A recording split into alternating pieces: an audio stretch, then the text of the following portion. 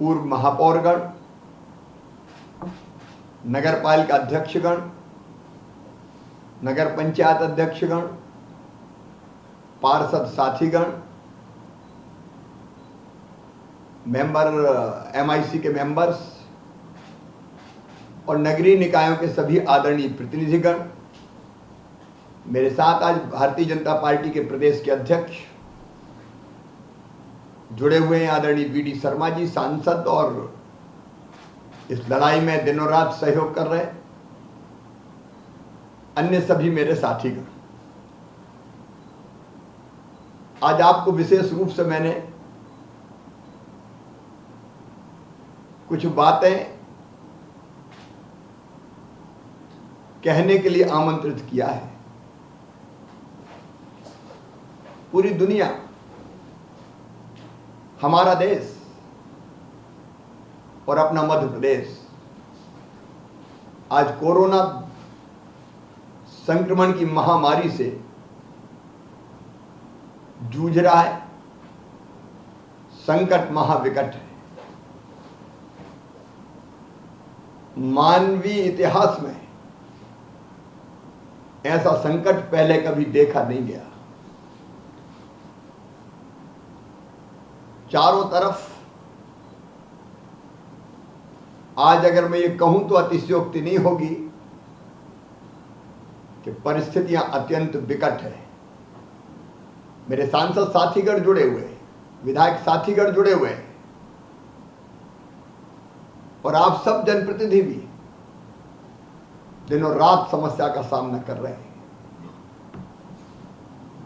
मैं दिनों रात आपके साथ काम में लगा हूं। ऑक्सीजन, रेमडेसिविर इंजेक्शन कैसे उपलब्धता हो जाए। कई बार जरूरत पड़ती तो रात को 2-2 बजे, 4-4 बजे भी ऑक्सीजन समय पर पहुंचे, इसके प्रयास हम लोग करते हैं।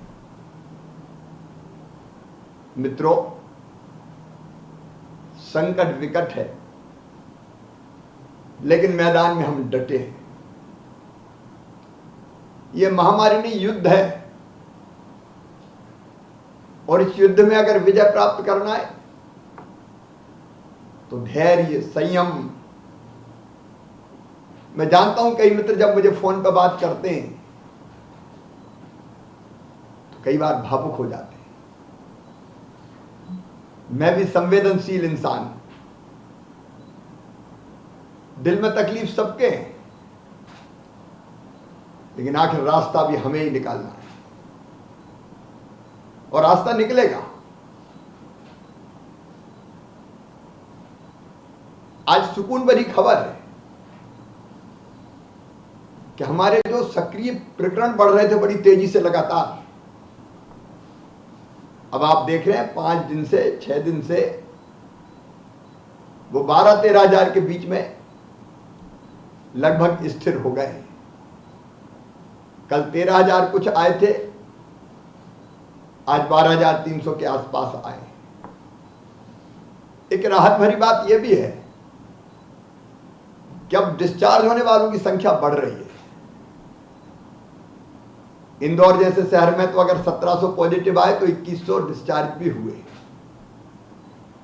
और अकेले इंदौर में नहीं, कई शहरों में ये स्थिति के जितने आए उससे ज्यादा डिस्चार्ज भी हुए। लेकिन इसका अर्थ ये कदापि नहीं कि हम चैन से बैठ जाएं। लड़ाई बड़ी है, लड़ाई लंबी चलेगी, और इसलिए दिनों रात हमें लड़ना है अभी, और इस महामारी को रोकना है, कोरोना को हराना है। तो एक मूल मंत्र है, जड़ों पर प्रहार करना पड़ेगा। जड़ पकड़े बिना काम नहीं चलेगा। एक तरफ अस्पताल, ऑक्सीजन, बिस्तर, दवाई, उसकी व्यवस्था करेंगे, तो दूसरी तरफ ये संक्रमण ना फैल पाए, अब रोक दें। ये बहुत जरूरी हो गया है। संख्या बढ़ी तो आखिर कितनी व्यवस्था बनाएंगे, व्यवस्था छोटी पड़ जाएगी। और जड़ पे प्रहार करना है, इसको हराना है तो संक्रमण की चैन तोड़ना है, ये मूल मंत्र है। मुझे प्रसन्नता, आप सबने बहुत सहयोग किया, मैं आभारी हूं आपका। जनता कर्फ्यू लगाया, कोरोना कर्फ्यू। ये कोरोना कर्फ्यू जनता का, जनता के लिए, जनता के द्वारा है, क्योंकि हमें जनता के जीवन की रक्षा करनी है। कई शहर के मोहल्लों ने यह तय किया है कि संक्रमण की चैन तोड़ने के लिए हम 30 अप्रैल तक घरों से बाहर नहीं निकलेंगे, अपने मोहल्ले से बाहर नहीं जाएंगे। मैं आपसे निवेदन कर रहा हूं अपने शहर के लिए, हर मोहल्ले में जनता निकल के आए और ये कहे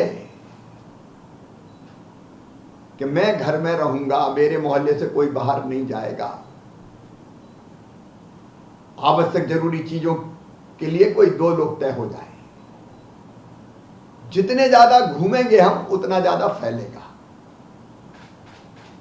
और इसलिए घर में रहेंगे। ये ऐसा, मैंने युद्ध कहा तो ये ऐसा दुश्मन है कोरोना के, जिससे जीतना है तो बाहर निकल के लड़ाई नहीं करनी, घर में रहकर ही जीत सकते हैं। तो एक आप सबसे सहयोग की अपेक्षा कि 30 अप्रैल तक लोग घरों में रहे, अत्यंत आवश्यक काम है तो ही बाहर निकले, लेकिन जिंदगी से आवश्यक तो कोई काम है ही नहीं। और दूसरी चीज जो आपसे सहयोग चाहिए, आप कर रहे हैं, मैं आभारी हूं, वो ये है कि अगर हमारे मोहल्ले में, हमारे शहर में, हमारी कॉलोनी में सर्दी जुकाम बुखार है, बिना देर किए टेस्ट करवाएंगे। एक व्यवस्था में मैं आपका सहयोग चाहता हूं। हमने तय किया कि टेस्ट की रिपोर्ट, सैंपल जब देते हैं तो देर कई बार लग जाती। मैंने कहा कि 24 घंटे में आना चाहिए, लेकिन कई बार सैंपल इतने हैं कि हमको बाहर भी भेजना पड़ते हैं तो थोड़ी देर लग जाती है। तो मेरा ये कहना है कि सैंपल देने के साथ ही, या सर्दी जुकाम बुखार है उसको दवाई का किट देना है। ये नगर निगम, नगर पालिका, नगर पंचायत व्यवस्था करेगी। अपन देर ना करें, संक्रमण फैलने ही ना दें। लक्षण है तो दवाई शुरू कर दो, उसके कोई बहुत साइड इफेक्ट नहीं है, और कई जगह उन्होंने शुरू कर दिया है। भोपाल में वो जगह जगह कोरोना जागरण का अभियान चला रहे हैं और कह दिया कि सर्दी जुकाम खांसी बुखार है तो ये दवाई लो, सैंपल दो, टेस्ट आएगा तब फिर और बाकी इलाज की व्यवस्था हो जाएगी। तो इसमें देर नहीं करना है ताकि संक्रमण बढ़ ना पाए। और दूसरी चीज, सैंपल देने के बाद भी या लक्षणों के बाद भी कई लोग बाहर घूमते रहते हैं, वो एक तरह से स्प्रेडर है, घूम रहे हैं और फैला रहे हैं। उनको घूमने नहीं देना, उनको आग्रह करना है कि वो होम आइसोलेट हो जाएं, और घर में अगर जगह नहीं है तो मेरा आप सबसे निवेदन है, उनसे ये कहिए कि कोविड केयर सेंटर में आ जाएं। आप कोविड केयर सेंटर की व्यवस्था देखें, वहां दवाई, चाय, नाश्ता, भोजन, उसके बेहतर प्रबंध करने के हमने निर्देश दिए हैं। आवश्यक धनराशि की व्यवस्था कर दी गई है। जरूरत होगी तो हम और करेंगे, उसकी चिंता मत कीजिए। लेकिन कोविड केयर सेंटर आपका अच्छा बने, स्वच्छता और सफाई रहे। अब इंदौर ने तो एक बड़ा अभिनव प्रयास प्रारंभ किया, राधा स्वामी सत्संग व्यास, वो एक उदाहरण बनेगा। वो कोविड केयर सेंटर ये ऐसा कि लोग सोचेंगे कि चलो यहां रह के काम चल जाएगा। तो बाकी जगह के कोविड केयर सेंटर भी, भोपाल में भी कई लोग आगे आ रहे हैं, स्वयंसेवी संस्थाएं। आप भी प्रयास कीजिए कि स्वयंसेवी संस्थाएं आगे आए और ऐसे कोविड केयर सेंटर में मदद करें जिसमें सरकार और समाज मिलकर चलाए। तो कोविड केयर सेंटर बेहतर हो, और होम आइसोलेशन की घर में जगह नहीं है या सामान्य लक्षण है, माइल्ड इन्फेक्शन है, तो एकदम अस्पताल में भर्ती करने की जरूरत नहीं है। कोविड केयर सेंटर में काम चल जाएगा। ये दो चीजें, एक होम आइसोलेशन, और होम आइसोलेशन में कोविड कमांड और कंट्रोल सेंटर से 2 बार फोन जाने की व्यवस्था की है कि उनका हालचाल पूछें, उनको एडवाइज भी करें, सलाह दें उनको क्या करना चाहिए क्या नहीं करना चाहिए, और यह भी कहा है कि यदि जरूरत पड़े तो फिर कोविड केयर सेंटर में ले जाने की व्यवस्था या फिर अस्पताल का बैकअप प्लान। हालांकि कई जगह से बहुत उत्साहजनक खबर यह है कि होम आइसोलेशन में ही लोग ठीक हो रहे हैं, अस्पताल की जरूरत नहीं पड़ रही। अगर हम होम आइसोलेशन में ठीक कर लेते हैं, कोविड केयर सेंटर में ठीक कर लेते हैं, तो अस्पतालों पे जो बोझ आ रहा है वो कम होगा, और जो वास्तव में ऐसे पेशेंट हैं जिनको हॉस्पिटल की जरूरत है उनको हम भर्ती कर पाएंगे। और अस्पतालों में भी कई जगह बहुत अच्छे प्रयोग हुए हैं। अब खंडवा में उन्होंने प्रयोग किया, ये खंडवा, बुरहानपुर, छिंदवाड़ा ऐसे उदाहरण हैं कि यहां भयानक संक्रमण था, लेकिन आज संक्रमण की दर पूरी तरह से नियंत्रित है। ऑक्सीजन की व्यवस्था सबसे बड़ी चुनौती है आज। मैं आपके सामने कह रहा हूं, आपके साथ मिलकर मैं दिनों रात ऑक्सीजन की आपूर्ति के लिए जूझ रहा हूं, और मुझे आपसे बताने में संकोच नहीं कि रात भर सोते नहीं, हर घंटे बात करनी पड़ती, कहां टैंकर पहुंचा, कहां निकला कि नहीं निकला, भरा कि नहीं भरा, कौन से नगर में रुक गया, कौन से राज्य में रुक गया। वो एक कठिन लड़ाई है। अब पूरा देश उसको लड़ रहा है। मैं उसके लिए किसी को शिकायत नहीं करता। भारत सरकार ने हमको, प्रधानमंत्री जी का मैं आभार प्रकट करता हूं, आवंटित की है, लेकिन लाना भी एक चुनौती है। तो ऑक्सीजन कैसे, ऑक्सीजन का बेहतर प्रयोग हो। खंडवा जैसे शहरों ने प्रयास किया तो ऑक्सीजन की खपत कम हो गई, अनावश्यक ऑक्सीजन ना लगे, आपूर्ति के प्रयास करते रहेंगे। अब हमारे पास बिस्तर की समस्या नहीं, कई बिस्तर बना दें, लेकिन ऑक्सीजन बेड बनाने में दिक्कत जब तक ऑक्सीजन की आपूर्ति नहीं बढ़ती तब तक है। तो वो हम लगातार कोशिश कर रहे हैं, लेकिन जब जरूरत पड़े तब ऑक्सीजन बेड, और जितनी मात्रा में जरूरत हो उतनी ऑक्सीजन, हालांकि ये डॉक्टर तय करता है। बाकी दवाइयों में दिक्कत नहीं है, लेकिन रेमडेसिविर इंजेक्शन अब लगातार हम कोशिश कर रहे हैं। अलग अलग कंपनियों से बात करते हैं, सरकार से बात करते हैं, आपूर्ति होती है तो हमने तय किया कि हेलीकॉप्टर हवाई जहाज से भेजो ताकि देर ना लगे। लेकिन उसका उपयोग भी तब हो जब डॉक्टर एडवाइज करे। कई विशेषज्ञों ने कहा कि हर परिस्थिति में लगाना जरूरी नहीं, लेकिन कई बार ऐसा एक मानसिकता बन गई कि जरा कुछ हुआ और इंजेक्शन की मांग होती है।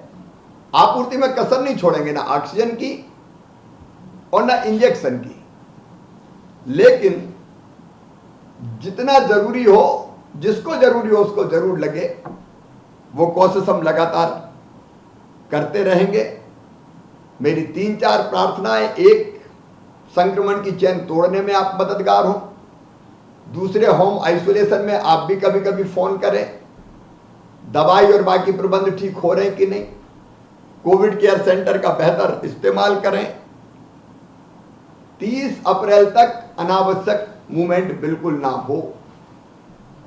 ये कोरोना कर्फ्यू जनता कर्फ्यू है, सबसे मिलके ही इसको लगाने का फैसला हमने किया है। अब देखिए, एक तरफ हमारे यहां 85,000 संक्रमित हैं, 8 करोड़ मध्य प्रदेश की आबादी है, तो इन 25,000 संक्रमित भाई बहनों को इलाज की जरूरत है। आपके सहयोग से हम कोई कसर नहीं छोड़ेंगे, लेकिन 7,99,15,000 भाई और बहन अभी स्वस्थ हैं, संक्रमित नहीं है। तो हमारी दूसरी जवाबदारी बनती है कि जो संक्रमित नहीं है उनको हम बचाएं, उनको संक्रमित ना होने दें। और इसलिए घर पर रहने का आग्रह किया है। उसका लाभ कई जगह दिखाई दे रहा है। आज ही मैंने समीक्षा की, थोड़े दिन में ही उसका लाभ दिखाई देने लगा। अगर ये संख्या नहीं बढ़ी तो अस्पताल में, जैसे मैंने इंदौर का उदाहरण बताया कि 1700 नए पॉजिटिव आए, 2100 डिस्चार्ज हुए, तो धीरे धीरे बिस्तरों की भी एक चैन बन जाएगी। आएंगे, कुछ जाएंगे, तो हम बेहतर इलाज कर पाएंगे। लेकिन जो स्वस्थ है वो स्वस्थ रहे, इसके लिए घर पर रहे, एक बात। अभी दूसरी, कल अभियान शुरू कर रहे हैं योग से निरोग, जिसके माध्यम से होम आइसोलेशन में रहने वाले 10 मरीजों पे एक योग प्रशिक्षक रहेगा, जो काल करके उसको योगासन, ध्यान, व्यायाम, प्राणायाम ये करवाएगा और उनका मनोबल बढ़ाने का काम करेगा। उनको संतुलित डाइट मिले और रोग प्रतिरोधक क्षमता बढ़ाने के अन्य क्या उपाय हो सकते हैं उसकी भी उसको सलाह देगा। ये एक तरीका है। देखो, योग का, प्राणायाम का अद्भुत लाभ है। मैं तो स्वयं कोरोना से पीड़ित हुआ और बाद में मैं ये कहूं कि कोरोना छू के ही निकल गया, ज़्यादा गंभीर हो ही नहीं पाया, क्योंकि मैं प्राणायाम करता हूं और उस समय भी मैं करता रहा जब मैं संक्रमित था। तो इसको भी आपको कैसे ये पॉपुलर हो, इसमें आप सबका सहयोग चाहिए। और हम धीरे धीरे योग के माध्यम से ही फिर काढ़ा बांटने का एक अभियान प्रारंभ होने वाला है। पहली बार भी हमने काढ़ा वितरित किया था। काढ़ा बनाने के ऑर्डर हो गए, पैकेट 1-2 दिन में आना शुरू हो जाएंगे। तो हमको रोग प्रतिरोधक क्षमता बढ़ाने वाली चीजें और उनका वितरण वो ठीक से हो जाए, लोग ग्रहण कर ले, वो भी सुनिश्चित करना पड़ेगा। एक ब्रोशर बना के, पैम्फलेट बना के आपके पास भेजा जा रहा है, जिसमें वो क्या क्या करें, मैं उसके डिटेल में नहीं जा रहा। उनको क्या खाना चाहिए, काढ़ा पीने के साथ साथ क्या भाप भी रोज लेना चाहिए, अलग अलग चीजें हैं वो। तो वो भी एक भेजा जाएगा ताकि जनता को जो संक्रमित नहीं है उनको एजुकेट करके रोग प्रतिरोधक क्षमता बढ़ा के हम उनको स्वस्थ रख सकें। उनको स्वस्थ रखना मैं समझता हूँ एक बड़ा काम होगा। एक बात और आप चेक कीजिएगा, होम आइसोलेशन और कोविड केयर सेंटर में रहने वाले सभी जो हमारे संक्रमित भाई बहनों उनको मेडिकल किट दिए जाते हैं।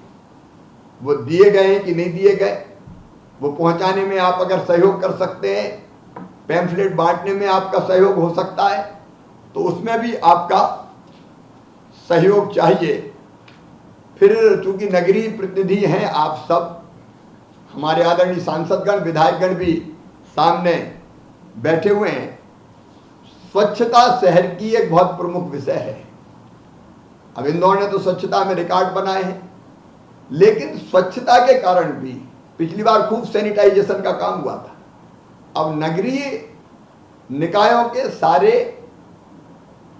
जो जिम्मेदार हैं उनकी यह ड्यूटी है कि ठीक से सैनिटाइजेशन का काम और स्वच्छता का काम भी होता रहे, ताकि संक्रमण को हम इस स्तर पर भी कम या समाप्त करने की कोशिश हम लोग कर सकें। मैं जानता हूं मेरे मित्रों, जब स्वेच्छा से भी बंद होता है या कोरोना कर्फ्यू जैसी चीज आती है, तो कई लोग रोजी और रोटी के लिए परेशान होते हैं। एक तरफ हमने तय किया कि फैक्ट्रीज वगैरह चलती रहेगी, कई गतिविधियां ऐसी हैं जिनसे लोगों को रोजी रोटी जिनकी चलेगी, लेकिन हमारे छोटे छोटे स्ट्रीट वेंडर हैं, छोटे छोटे बेचारे फुटपाथ पर काम करने वाले, जिनका हमने स्ट्रीट वेंडर्स का रजिस्ट्रेशन करके 10,000 रुपया दे के पिछले कोरोना से उनकी आजीविका की गाड़ी पटरी पे आए, इस बात का हम लोगों ने प्रयास किया था। हमने तय किया है कि एक तो 3 महीने का राशन सबको निःशुल्क दिया जाएगा, जिसमें इस तरह के छोटे छोटे कारोबारी भी शामिल हैं, हमारे गरीब भाई बहन शामिल हैं। लेकिन इसके साथ साथ हम ये भी तय कर रहे हैं कि तत्काल 1,000 रुपये तो जो स्ट्रीट वेंडर है उनके खाते में हम डालने की व्यवस्था कर देंगे। इसके बाद और अगर आवश्यकता पड़ेगी तो वो चिंता ना करें, वो अपने जान की चिंता करें। जहान हम लोग बचा लेंगे, उसके लिए और आवश्यक जितनी व्यवस्थाओं की आवश्यकता होगी वो भी हम करेंगे। ये तो इसलिए कि तत्काल किसी दिक्कत में ना आए, तत्काल उनका काम चल जाए। मित्रों, एक और अपील मैं करना चाहता हूं, उसमें सक्रिय सहयोग चाहिए, और वो है वैज्ञानिक रूप से यह प्रमाणित हुआ है कि टीकाकरण जिसका हो गया, दोनों टीके जिसको लग गए, 99% उनको कोविड हुआ ही नहीं है, कोरोना नहीं हुआ, संक्रमित नहीं हुए। और अगर कोई हो भी गया तो फिर वो रोग प्रतिरोधक क्षमता इतनी बढ़ती है कि उसका कुछ बिगड़ नहीं पाता, वो स्वस्थ होकर निकल आता है। प्रधानमंत्री जी और भारत सरकार को बहुत बहुत धन्यवाद। टीकाकरण का अभियान 45 से ज्यादा उम्र के भाई बहनों के लिए चल रहा है, लेकिन कई जगह उसका प्रतिशत बहुत कम है। तो एक तो आपका सहयोग चाहिए, टीकाकरण के अभियान के लिए आप निकालो लोगों को, जो और व्यवस्थाएं बनानी आवश्यक हो बनवाइए और टीकाकरण करवाइए, ताकि इनको हम सुरक्षित करते रहिए। ये महामारी चलेगी, अभी कोई तारीख नहीं बता सकता कि कब समाप्त होगी। इसलिए वैक्सीनेशन, टीकाकरण ये अत्यंत आवश्यक है। मैं आप सबसे सहयोग की अपील करता हूं, चाहे हमारे सांसद साथियों, विधायक साथियों या नगरीय निकायों के पूर्व हमारे प्रतिनिधि जो जन नेता हैं वो हों, उन सबसे मेरी प्रार्थना है कि ये वैक्सीनेशन के काम में लोगों को निकालें। अपने कार्य क्षेत्र में आप टीकाकरण करवाएं। 1 तारीख से 18 साल से ज्यादा उम्र वाले हमारे नौजवानों को भी टीका लगना है। मध्य प्रदेश ने, मैं अपन ने तय किया है कि ये टीका भी फ्री में लगाया जाएगा।